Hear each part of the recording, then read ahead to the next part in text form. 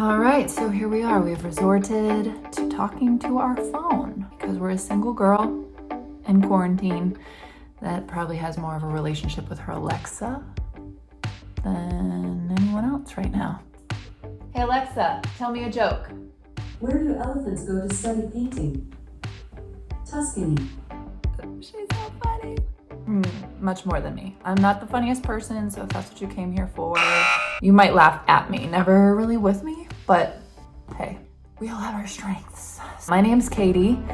I come from the dance community and our world has shut down. And I'm proud of our community for trying to continue in teaching and virtual classes. And it's beautiful, but I miss so much just being in a room full of people. And that just carries over to regular life. Go have dinner with your friends, get on an airplane and visit your family. All of us are going through a really weird time, and some are in really dire straits. And I think this is allowing us to witness a lot of things that maybe have been lying dormant inside of us, that maybe this is the time that we really kind of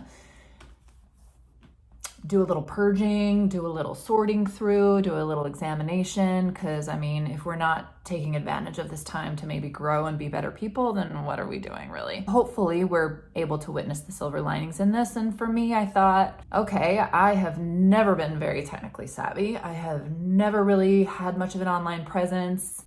I'm kind of like an old lady when it comes to that. And I am kind of an old lady these days. I just turned 40. Oh my God.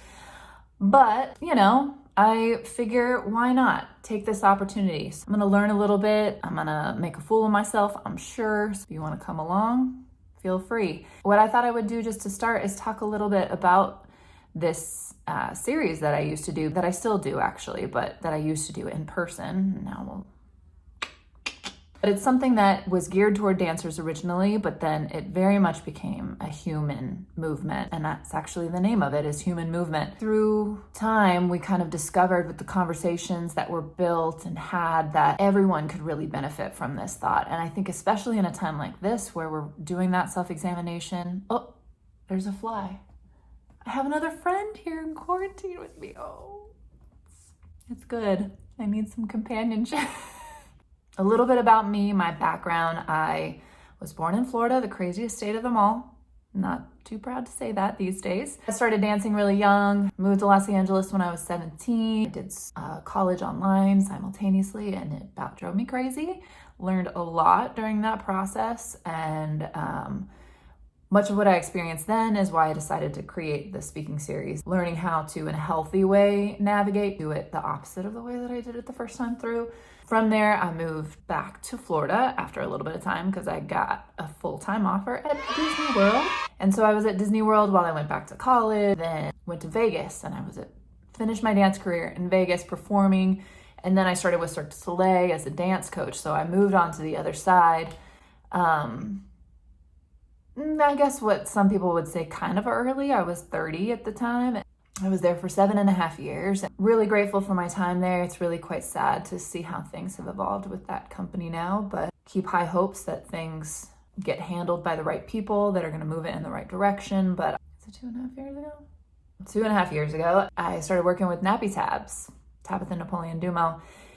And we did all sorts of fun jobs. I mean, the way the last year was moving, it was so much. I was just so ready for some time off. It's ironic. I remember speaking to one of my friends on the set of World of Dance saying, my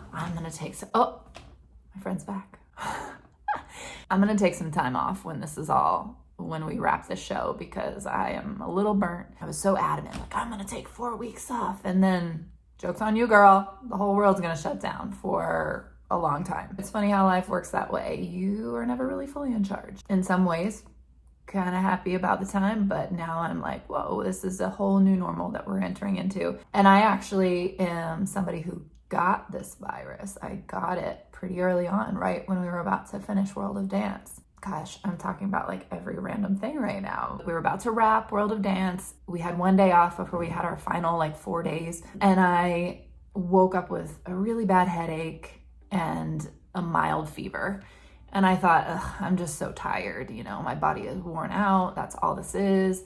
But at the time they were starting to place stricter regulations. You couldn't come on to the lot if you had a fever. So I ended up going just to an urgent care and they tested me for strep. I have no idea why.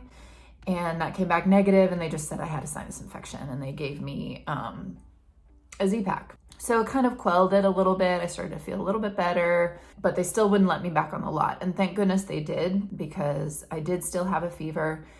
And even though I thought that I was okay, as soon as I finished that Z-Pack, woo, I went up to 103 with my temp. I could barely sit up. I couldn't function. I couldn't think straight.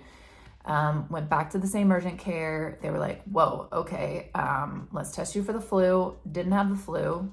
So then they immediately tested me for COVID. And at that time, the tests were taking so long to get any kind of result. So they gave me some shots to like help me function, because I was driving myself at that point. I have no idea how I got home. Drove home, got in bed, and it just progressively got worse and worse and worse. My symptoms were odd. I know that there's a myriad of symptoms that people are experiencing now, but for me, I was insanely nauseous, like could not stop throwing up, couldn't eat anything, was really trying to force myself Pedialyte and water, but you know, you're on your own and people can't help you, and I am a single girl. People were afraid to come and help, and my friends would drop things off, but just to get to my door to pick it up was like the hardest thing of life. I know that sounds so dramatic, but this was the most sick I've ever been in my entire life. Okay, and take two, because I ran out of space, and maybe I'm doing this on my phone, so we're gonna learn a lot. I'm gonna learn a lot through this. So if you know anything that you need to let me know, just maybe down there, you can tell me. But be nice, be kind. So I think in this world now, we realize we need to be kind to one another and just offer advice for our own growth. I don't know anything about all this, so whatever, hopefully you don't mind. Back to what I was talking about. Basically, my poor mother was on FaceTime with me every day, anytime I had to get up and do anything, because it was just such an incredible struggle. At this one point, my mom had FaceTimed my brother because she was concerned. I was lying in the shower, just water coming down on me was the only thing that felt okay. And I was just like continually throwing up.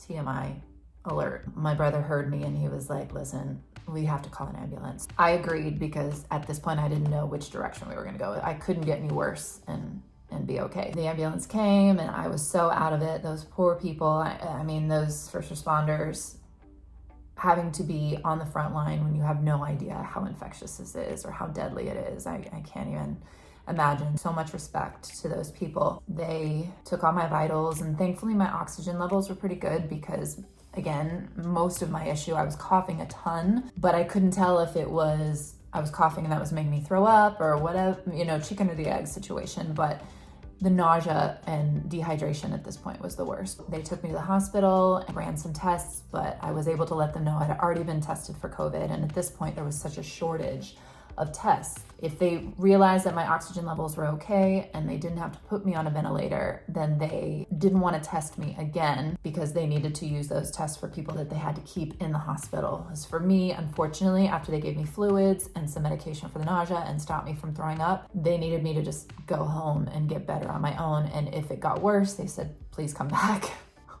It was so much, and I was so out of it. But honestly, by the time they gave me fluids and those medications, and I was there for a little over 8 hours or so, I was able to stand up and walk. And I felt like, okay, hopefully this is gonna like take me right over that hurdle to where then I can just be on the path to recovery, hopefully.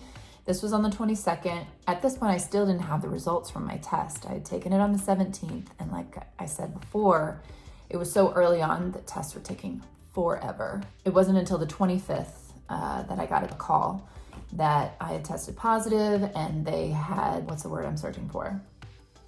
They had assigned a doctor to me that called me multiple times a day just to see how I was feeling. I was taking care of myself from home.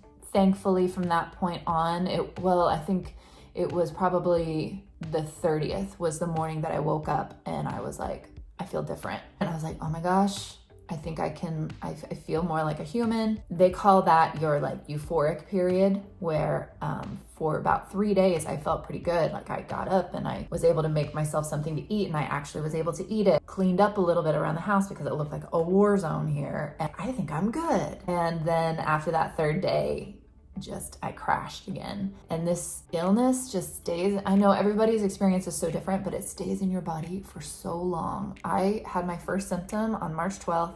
My last symptom was April 11th. It just lingered on, and it took such an incredible toll. And thankfully today is July 16th, I think, even though we've lost track of any day or time or whatever it might be. But I don't have any long-standing issues that I have noticed. I did have some chest pain for a little bit afterward, and I think right now it's hard to determine. I mean, it's like one of those commercials about medications. Do you feel sad? Do you feel depressed? And you're like, yeah. I mean, right now everybody is stressed out to where I didn't know if it was just I was having like anxiety or any of those things, but right now I feel pretty good. That was my experience. It was crazy. I never thought that I would get it. And I even remember when I first had that headache, and my neighbor had walked by, and I had my door open, and I was telling her, I'm not feeling great, but I mean, I don't have it, please. There's no way. And then there I was with it. It was a very crazy experience. And now the experience of dealing with my insurance company and all of that is a whole other story. Maybe we'll dip into that on another time. Going back to what we were talking about before, this period of time where everything is so uncertain, and really the only thing that we have any control over is how we're expanding ourselves, how we're choosing to grow, how we're choosing to learn. I figure if I can't talk to anyone but this fly or my Alexa or anyone on FaceTime, then I might as well go ahead and just start to talk about these subjects, maybe bring in some of my peers, but basically human movement, each letter in it means something, and human is actually spelled incorrectly for a purpose. So HUMANN. H stands for the honoring of your community. U is the understanding of your instrument.